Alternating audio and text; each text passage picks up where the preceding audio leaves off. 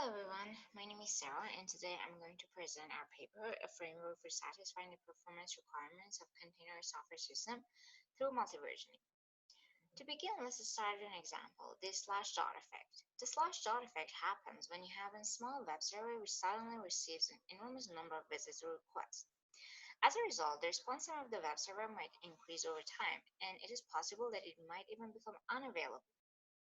Now, this is a problem that happens a lot.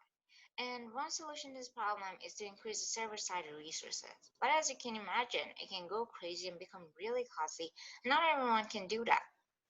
So another solution to this problem is to manage the resources that we currently have in a better way. For example, imagine you're offering some sort of service to users. Now, a user will send a request to the web server. You can have one version of your service which is lightweight, not a fancy thing, but it does the job. And it might not be accurate or fancy at all. But at the same time, you can have this other version, which is really fancy. It can be accurate, it can be really user friendly, but it will be resource heavy or resource hungry. Now, you can use both of these versions at the same time and make a trade off between them. For example, when you're receiving lots of requests, you might want to use the lightweight version. You might say, I prefer to respond to many more users, but we'll send them not much of a fancy response, but at least all of them will receive something. This is a trade-off that you can make by this approach. Now, in order to implement this idea, we decided to go with Docker. A service in Docker has several number of microservices inside it, which are just the same thing and does the same job. When a request comes to the service, it first goes to the load balancer. Load balancer by default uses a round-robin algorithm and send the request to one of the microservices inside the service, which as they are just duplicates in the same thing, no matter which one of them will respond to the request and send a response back to the user. Now, we extended the Docker to have multi-versioning capability and created DockerMV. DockerMV, in DockerMV, a request will go to the load balancer again. But here, load balancer has a set of rules that user defined for it. So it will go and check the rules, and based on the rules, it decides which to forward the request to which one of the microservices. Now the point here is that you can have different kinds of microservices inside the service.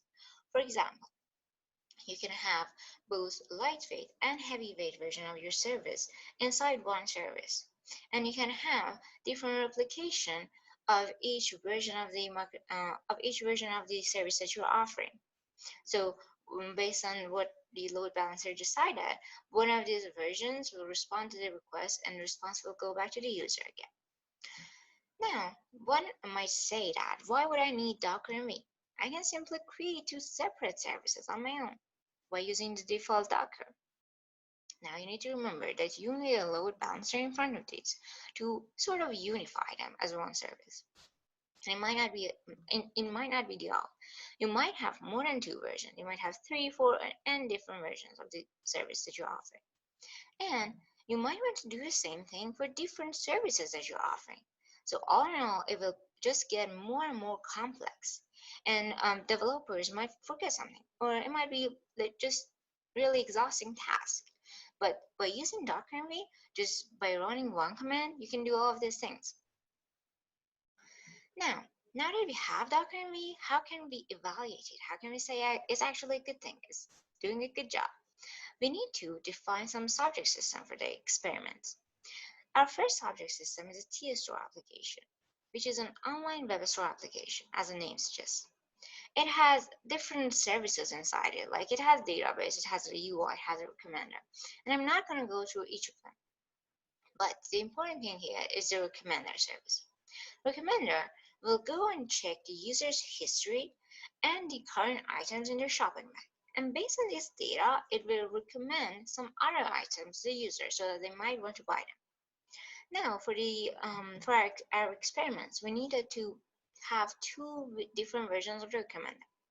So we created one lightweight and one heavyweight version of the recommender. By default, recommender will have one training first when you launch it. And that default version will be our lightweight version of the recommender. And then we create another version, a heavyweight version of the recommender.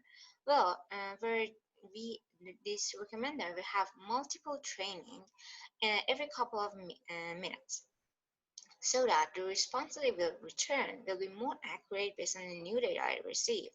But at the same time, it will be heavier as it's just continuing to return again and again.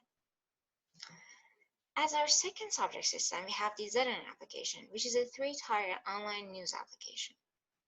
In ZN application, we have a database of some random news, some text, and some images as multimedia contents of those text news.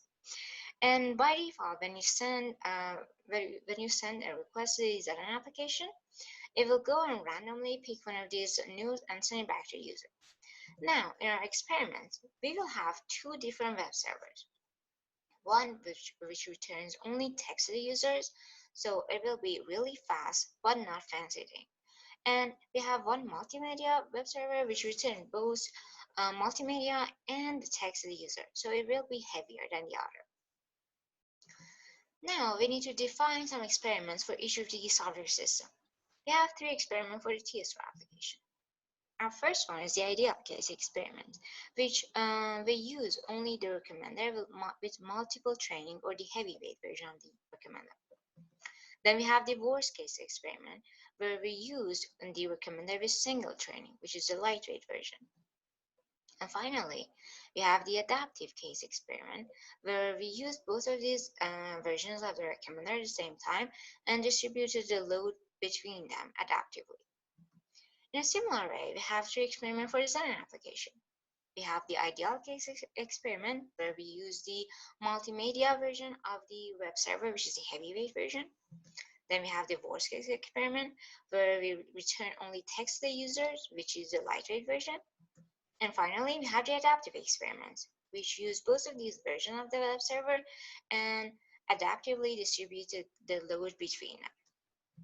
Now, we need to define the workload in order to run our experiments. In TeaStore application case, we simulate 100 users sending HTTP requests for 1,000 seconds, which is almost 97 requests per second.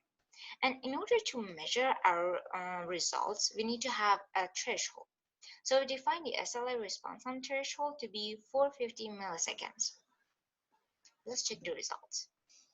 In our ideal case experiment, as you can see, the response time is well above the threshold that we defined for it. In our worst case experiment, as you can see, the response time is well below the threshold that we defined for it, which is a good thing. But it's responding all the users with the single training recommender, which is not desirable at all.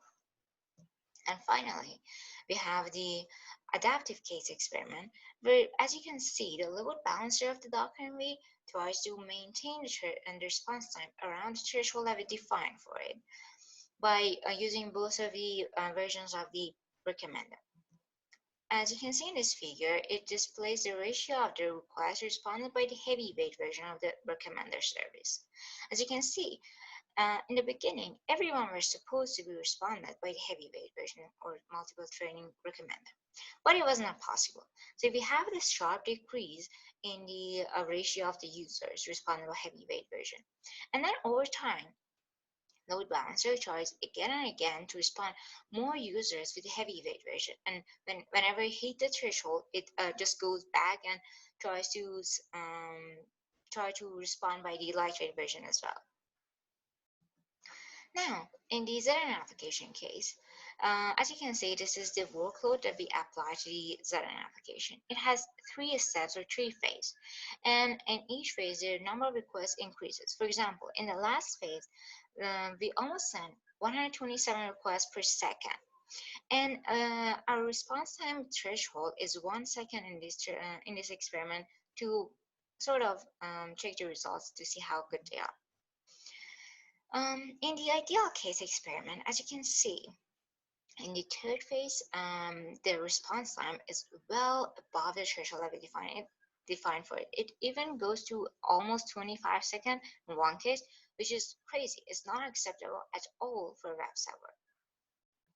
Then we have the worst case experiment. Well, here you can see that the response time is well below the 1 second threshold that we defined for it, but everyone is receiving only text, which is not fancy at all.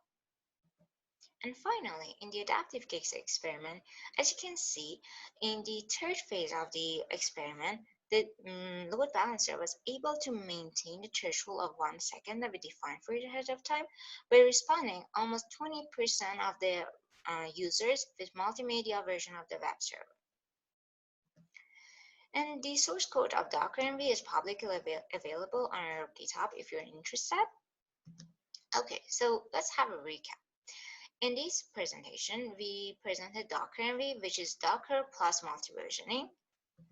Then we had two experiments, two subject systems, and the first one was the TeaStore application, where we had three experiments on it. And in the adaptive case experiments, the load balancer in DockerMV was able to maintain the threshold that we defined for it ahead of time by using both of the versions of the recommended. And finally, in the Xenon application case, the load balancer was able to maintain the threshold of 1 second that we defined for it in the third phase by responding 20% of the users with multimedia version of the web server. Okay, I hope you enjoyed it, and thank you for your time, everyone.